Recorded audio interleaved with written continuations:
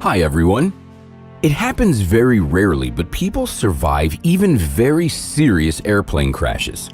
Sometimes they survive with serious physical and psychological consequences, and sometimes with an incredible will to live. A young woman named Juliana Koepcke survived after falling 3,200 meters out of an airplane. What did she do after she regained consciousness, and what trials did she undergo? This is what we will talk about. Juliana Koepcke was born on October 10, 1954, to a family of German immigrants. The girl was raised and developed like any child. She went to kindergarten, school, had friends, and first dates. She spent a lot of time with her mom, who worked as a biologist, but her dad often traveled for work. When Juliana was 17 years old, her mother suggested taking a trip to Pucallpa, where her father was working at the time. The plane had 86 passengers and 6 members of the crew on board. There was a small delay because of the weather conditions in the Andes, but after a wait time of a couple hours, the plane received permission to take off. The 47-year-old Maria and her 17-year-old daughter Juliana did not know what was coming. Flight number 508 took off from Lima around noon, and after rising to a height of 6,400 meters, headed for the mountains. Later, Juliana revealed that the first half hour of the flight was absolutely normal and nothing foreshadowed the troubles ahead. When the plane crossed the Andes, there were thunderclouds ahead, which was a normal phenomenon in the region. Of course, it would have been smarter to fly around the thunderstorm, but the pilots likely wanted to finish the flight sooner in order to get back to their families, or maybe they simply relied on their experience and underestimated the power of the elements. They decided to fly straight through. Juliana remembers that suddenly the clouds became thick and dark and there was severe turbulence. Then the irreparable happened. Lightning struck the engine, which exploded as a result. The right wing of the plane began to burn. This damaged the integrity of the lining of the plane. Of course, the crew made every effort to control the plane, but the conditions of the severe turbulence created an overload that damaged the left wing as well. The plane literally began to fall apart in the air, and because it was out of control, began to spin. The fate of the airplane was decided. Flight number 508 fell to the ground. The plane was scheduled to arrive at Pucallpa at 12:47 p.m., but hours had passed without any messages from the crew. An urgent aerial search began. The situation was complicated by the fact that the airplane pieces did not break the trees upon falling, but simply disappeared into the jungle. It was very hard to notice them from the air, and a small fire was quickly put out by the heavy rain. The search was complicated further by the fact that it was unknown in which region the airplane disappeared. Many assumed that the plane fell in a central region of the Andes after crashing into the mountains. After a couple days, the search for the missing people stopped. Nobody had any doubts that after such a crash, there would be no survivors. However, people are sometimes gravely mistaken. It so happened that during the plane's fall, at a height of 3,200 meters, Juliana was thrown out of the plane while still strapped into her seat.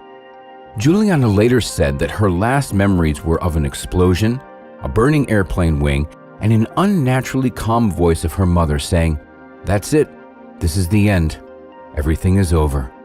A sudden jerk, a free fall together with her seat, and a crushing blow. It is terrifying to even imagine the emotions that she experienced at the time.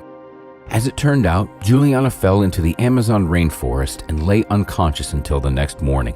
She regained consciousness because of severe nausea and a headache. Her whole body was covered in cuts, and she did not have enough energy to even unfasten her seatbelt. At the time, the only thing that Juliana could clearly understand is that she was alive. The airplane seat to which she was attached glided instead of free falling to the ground, which broke the fall. In this way, fate gifted Juliana another birthday, but this was only the beginning of her difficult journey of survival. Juliana looked around. There was nobody in sight.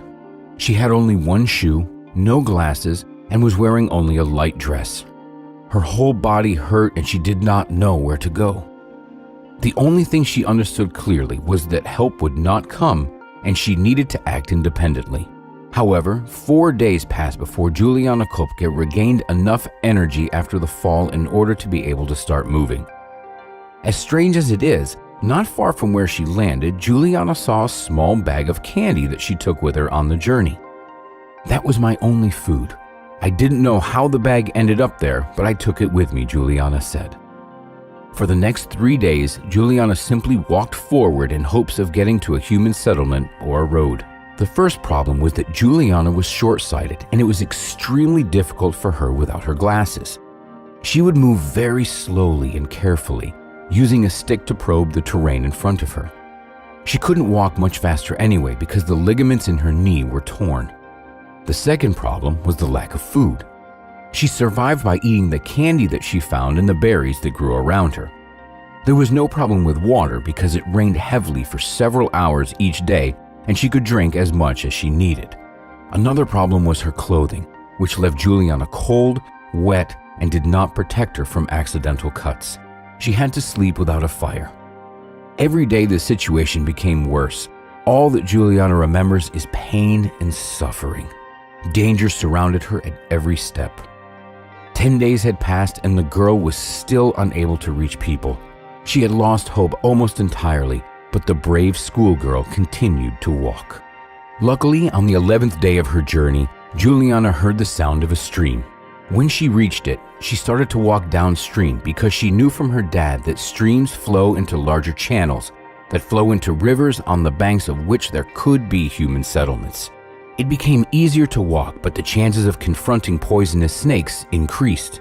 Similarly, she frequently saw caimans, but knew that they were not dangerous to people and neither were freshwater piranhas. A couple times she lost count of how many days passed since the crash.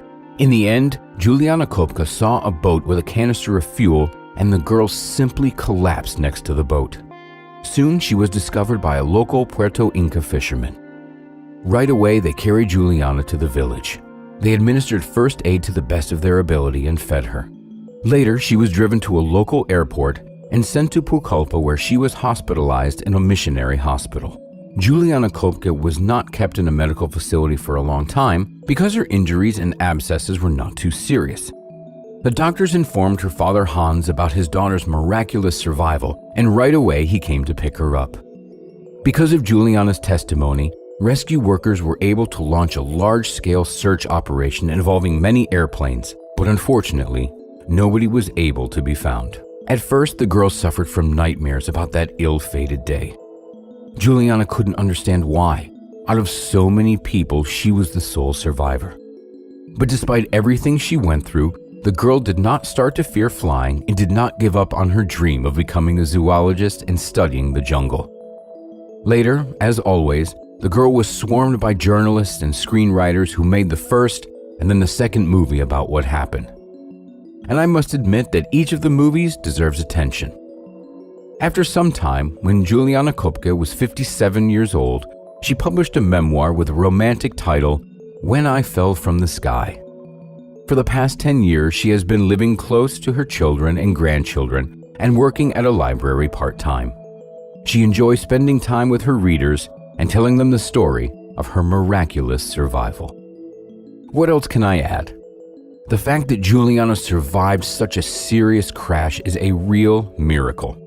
However, the fact that she found the strength to keep walking despite all of her injuries points to nothing else but her strength of character.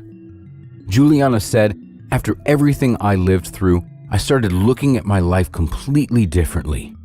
It's important to value each day and moment that you are alive because none of us knows when or where our lives will end. So just be happy right now and never give up even if it feels like it's over."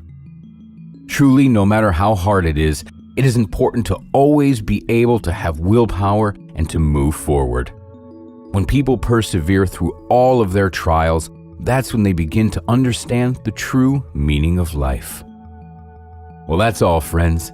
If you liked our video, please subscribe to our channel and don't forget to give it a like. Thanks for watching, and we'll see you next time.